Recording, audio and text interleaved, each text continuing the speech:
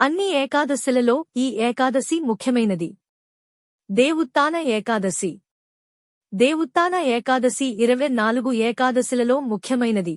ఎందుకంటే ఈ ఏకాదశి తిథి, తేదీ, నాడు భూమి మరియు విశ్వం యొక్క రక్షకుడు మరియు సంరక్షకుడు అయిన విష్ణువు చాతుర్మాస్ 4 నెలల తర్వాత మేల్కొంటాడు అని నమ్ముతారు. నిద్ర స్థితిలో ఉండటం. పురాతన హిందూ గ్రంథాల ప్రకారం విష్ణువు దేవసేని ఏకాదశి తిథి జూన్ నుంచి జూలై నాడు నిద్రపోతాడు మరియు చాతుర్మాస్ 4 నెలల పాటు ఆ స్థితిలో ఉంటాడు. ఈ 4 నెలల్లో నిశ్చితార్థాలు, పెళ్లిళ్లు మొదలైన శుభకార్యాలు జరగకూడదు. దేవుత్థాన ఏకాదశి నాడు భగవంతుడు మేల్కొన్నప్పుడు ఇది వివాహ కాలం మరియు అన్ని శుభాలను సూచిస్తుంది. దేవుత్థాన ఏకాదశి నుండి అనే పదానికి వాచ్యంగా అర్థం దేవుడు మేల్కొలుపు. దేవ్ భగవాన్ కో ఉత్నా, ప్రభువును మేల్కొలపండి. అందువల్ల దేవుత్థాన ఏకాదశి నాడు అనుసరించే ఆచారాలలో ఒక భాగం ముఖ్యంగా విష్ణువును శాంతముగా మేల్కొలపడానికి ఉద్దేశించిన మంత్రాలను జపించడం. దేవుత్థాన ఏకాదశిని ప్రబోధిని ఏకాదశి, విష్ణు ప్రబోధిని ఏకాదశి, హరిబోధిని ఏకాదశి మరియు భారతదేశంలోని వివిధ ప్రాంతాలలో ఇతర పేర్లతో కూడా పిలుస్తారు. వైష్ణవ శాఖ వారు దేవుత్థాన ఏకాదశి మరియు అన్ని ఇతర ఏకాదశుల యొక్క గొప్ప అనుచరులు. వారికి ప్రధాన మరియు ఏకైక పరమాత్మ విష్ణువు. దేవుత్థాన ఏకాదశి యొక్క పూజ ప్రాముఖ్యత.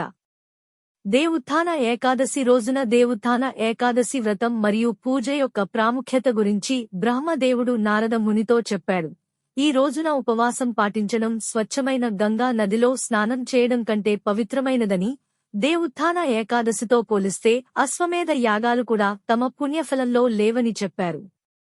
దేవుత్థాన ఏకాదశి ఎంత శక్తివంతమైనదో కేవలం దేవుత్థాన ఏకాదశికి సంబంధించిన కథలను వినడం ద్వారా ఒక వ్యక్తి యొక్క పాపాలు తొలగిపోతాయి.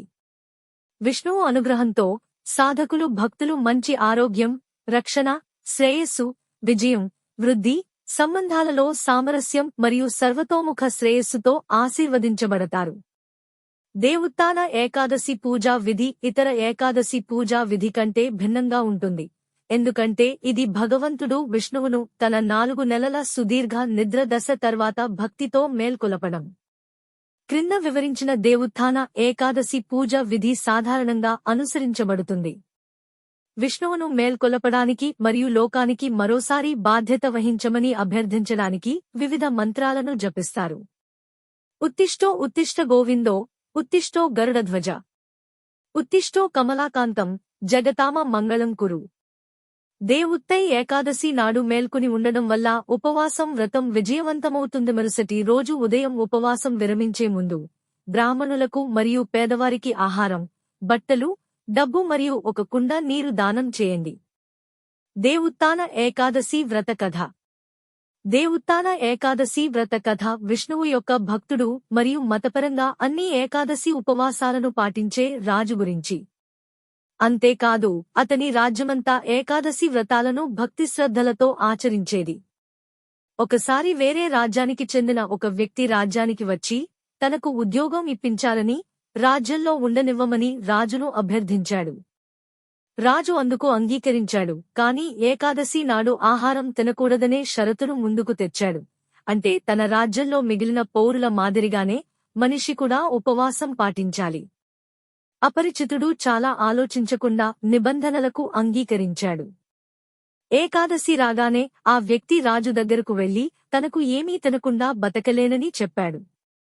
రాజు అతనికి ఏకాదశి వ్రతం యొక్క నిబంధనలను గుర్తుచేసినప్పుడు ఆ వ్యక్తి ఆహారం లేకపోతే అతను చనిపోవలసి ఉంటుందని, అతను ఆ రోజు జీవించలేనని చెప్పాడు.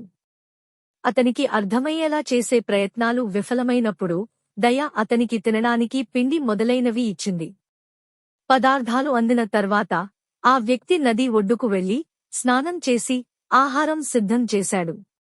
ఆ తర్వాత నది ఒడ్డున కూర్చొని ముందుగా వచ్చి భోజనం చేయమని విష్ణువును వేడుకున్నాడు. అతని విన్నపాన్ని విన్న విష్ణువు ప్రత్యక్షమయ్యాడు మరియు సమర్పించిన దానిని తీసుకున్నాడు. ఆ వ్యక్తి కూడా భోజనం చేసి మిగిలిన రోజును కొనసాగించాడు. దేవుత్థాన ఏకాదశి కథ 15 రోజుల తర్వాత ఏమీ జరుగుతుంది.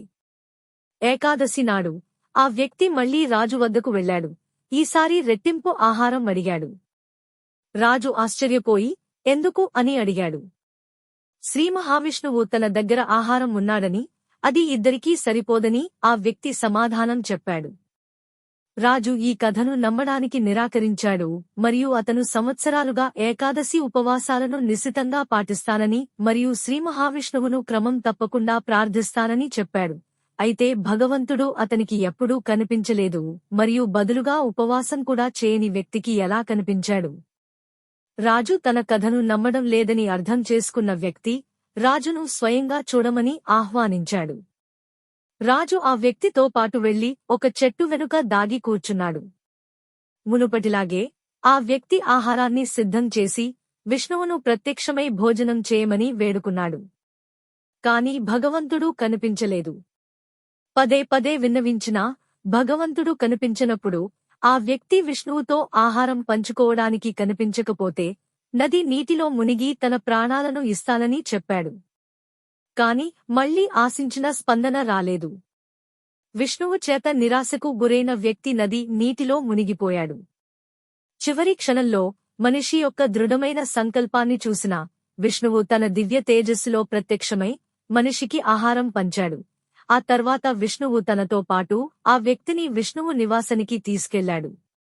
ఈ నమ్మశక్యం కాని సంఘటనను చూసిన రాజు ఏకాదశి ఉపవాసం మాత్రమే విష్ణువును అనుభవించడానికి సహాయపడదని అర్థం చేసుకున్నాడు.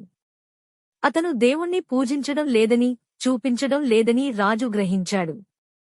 నిజమైన భావాలతోనే భగవంతుడు సంతోషిస్తాడు మరియు దర్శనాన్ని ఇస్తాడు. అప్పటినుండి రాజు కూడా హృదయపూర్వకంగా ఏకాదశి నాడు ఉపవాసం ప్రారంభించాడు మరియు చివరికి స్వర్గాన్ని పొందాడు.